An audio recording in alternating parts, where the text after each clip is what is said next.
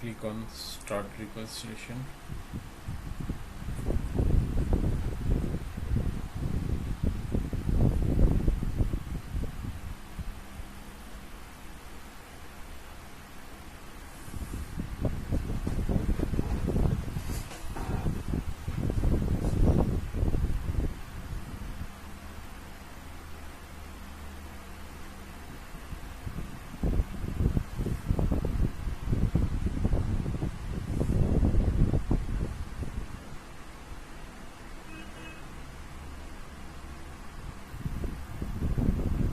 Reconciliation is successfully done.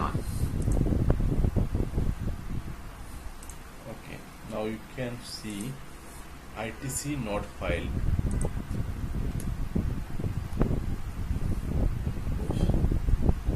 ITC not filed, ITC not taken. OSHA file K in OSHA file GST number is reference. ITC not filed, ITC not taken. You can see